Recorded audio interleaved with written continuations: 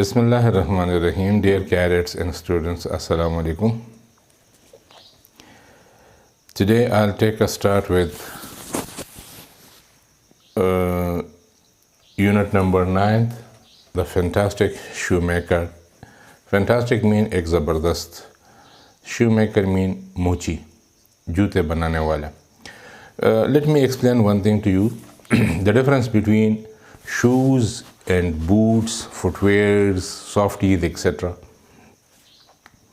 Shows جو ہے یہ ایک جنرل ٹرم ہے جو ہر اس چیز کے لیے استعمال ہوتی ہے جو پاؤں میں پہنی جاتی ہے، چاہے وہ سافٹیز ہو، چاہے وہ فٹ ویئرز ہو، یا جس طرح کو ہم چار سدوال کہتے ہیں، یا کوئٹہ یا لاہوری چپل کہتے ہیں، پشاوری چپل کہتے ہیں، یا جس کو ہم واش روم کے لیے استعمال کرتے ہیں، یا جو جوتے ہوں، یا کوئی کسی ادارے کا ایک خاص قسم کا جوتا ہو، ان سب کو شوز استعمال کرتے ہیں.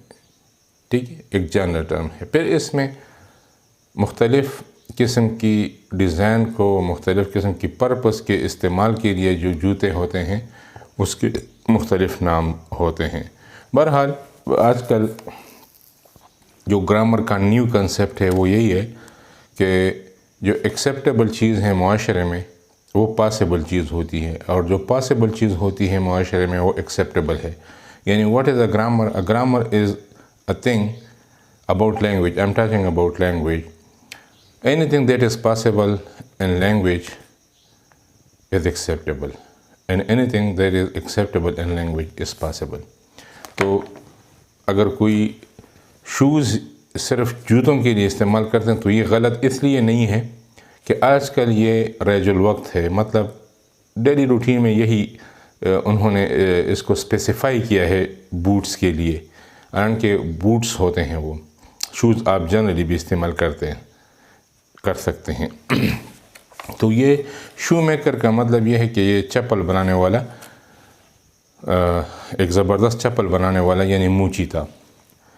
I first met him in my youthful days in the holy month of Ramadan.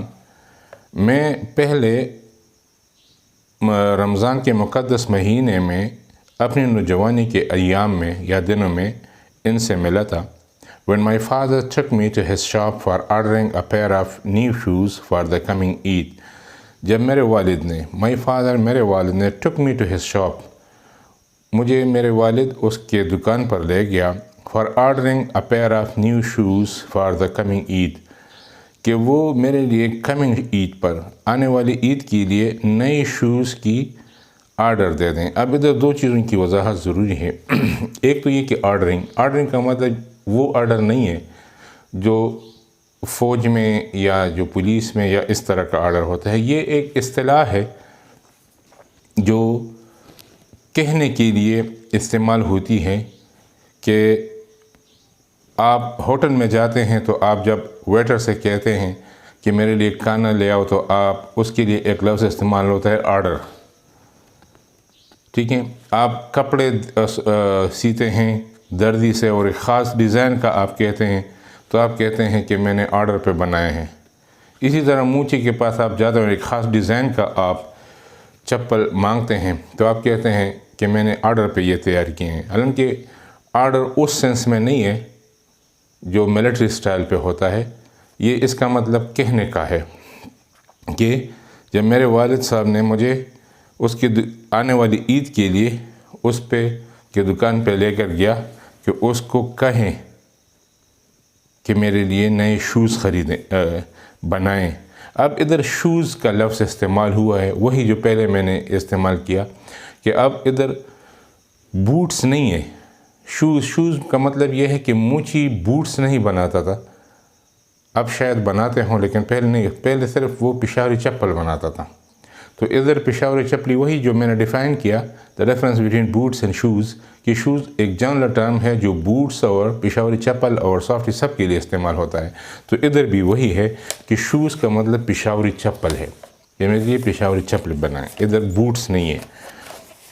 بہرحال ہم لوگ اس کو جوتوں کے طور پر ہی لیں گے، کیونکہ جنرل ٹرم جو ہے آج کل وہی acceptable is possible impossible acceptable جوتوں کی معنی میں بھی لیں گے۔ His shop was in a small but busy street of کسخانی بازار۔ اس کا جو دکان تھا وہ ایک چھوٹے لیکن مصروف گلی میں تھا کسخانی بازار کے۔ یہ پشاور میں ایک بازار ہے کسخانی بازار، اس کا ایک چھوٹا لیکن بہت مصروف گلی تھا، اس میں اس موچی کا دکان تھا۔ A monstrous size black پشاوری چپل overhung on the faint colored wooden door of his shop۔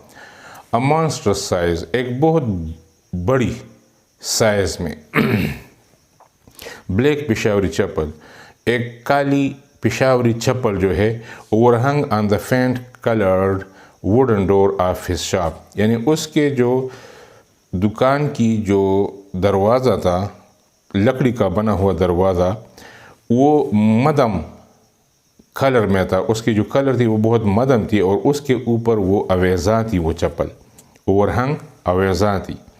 The inside of the shop was as quiet and serene as that of a sacred holy place۔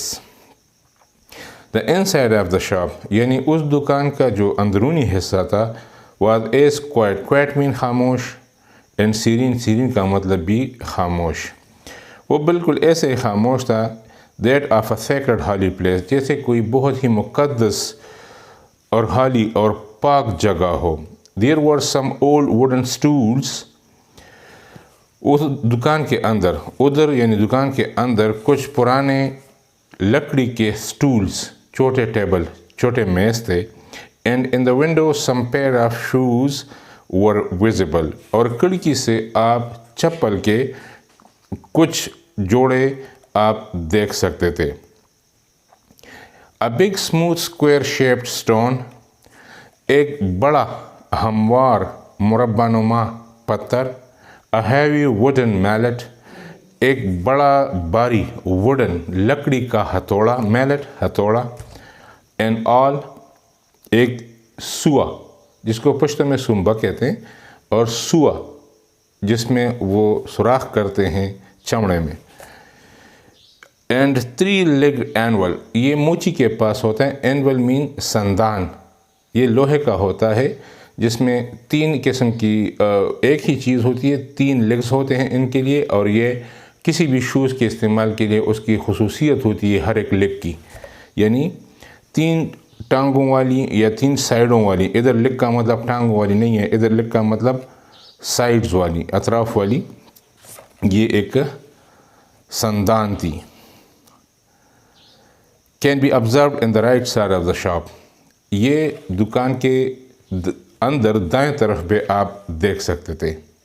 The rest of the shop was as barren as desert، باقی جو دکان تھی وہ ایسے ہی بنجر تھی جیسے کہ ایک صحرا ہوتی ہے۔ Because he made only those pair of shoes that were ordered، کیونکہ وہ صرف ان جوتوں کو بناتا تھا جس کا ان کو کہا گیا ہو، کسی نے آرڈر دیا ہو، یعنی کسی نے اس کو کہا گیا ہو کہ میرے لیے جوتے بنائیں۔ At the far end of wall of the shop was hanging a small signboard، اس کے دکان کے ایک دور دیوار پر ایک چھوٹا سا سائن بورڈ جس پہ وہ ایک نام لکھا ہوتا ہے وہ لٹکا ہوا تھا، showing زرنگل اینڈ بردرز، جس پہ لکھا ہوا تھا زرنگل اور اس کے بھائی۔ ڈیئر کینڈیڈیٹس، اس کے ساتھ یہ ویڈیو ختم ہوئی، پہلی ویڈیو اس لیسن کا، باقی دوسری ویڈیو میں۔